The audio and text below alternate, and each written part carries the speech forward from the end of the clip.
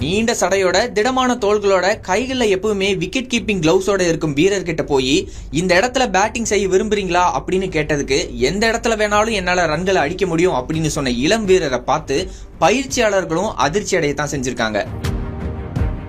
தன் திறமை மேல நம்பிக்கை இந்த இளம் வீரருக்கு அதிகமாவே இருந்தது. ஒருவேளை வாய்ப்பு கிடைக்கிறதுக்காக அப்படி சொல்றாரோ அப்படின்னு நினைச்ச பல பேரையும் பந்துக்கள் வந்த வேகத்தை விட 2 மடங்கு வேகத்துல பெவிலியனுக்கு பறக்க விட்ட திறமையை பார்த்து இந்த பையன்கிட்ட என்னவோ இருக்குப்பா அப்படின்னு உணர்ந்தவர் தான் அப்போதைய captain Saurav Ganguly.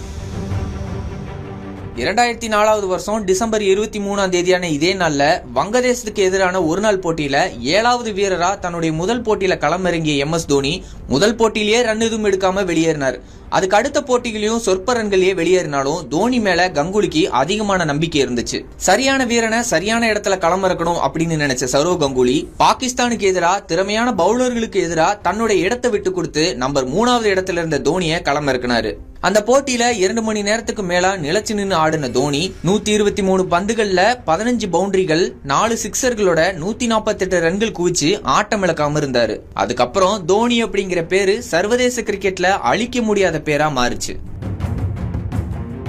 Dhoni finishes off in style, a magnificent strike into the crowd.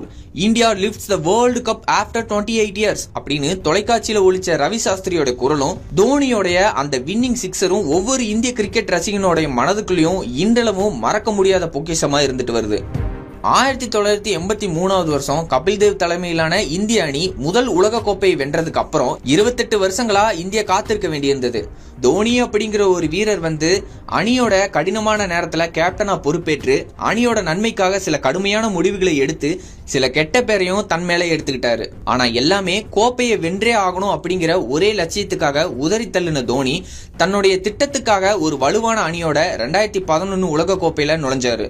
Dhoni தலைமையில சிறப்பா செயல்பட்ட இந்திய அணி இறுதி போட்டியில இலங்கை அணியை வீழ்த்தி 28 வருஷங்களுக்கு அப்புறம் உலக கோப்பையில வென்று மகுடம் சூடுச்சு. இந்தியா கோப்பை வெல்லாதா அப்படின்னு ஏங்கி தவிச்சிட்டு இருந்த இந்திய ரசிகர்களுக்கு 2007 T20 உலக கோப்பை, 2011 ஒருநாள் உலக கோப்பை, 2013 சாம்பியன்ஸ் டிராபி அப்படின்னு 3 ICC கோப்பைகளை வென்று கிரிக்கெட் வரலாற்றுல சிறந்த கேப்டன் ஒரு இந்தியன் அப்படிங்கிற ஒரு கூற்ற உலக கிரிக்கெட்டர்களும் ஏற்றுக்கொள்ளும்படியா செஞ்ச தோனி இந்திய கிரிக்கெட்டுடைய ஒரு சகாப்தம்.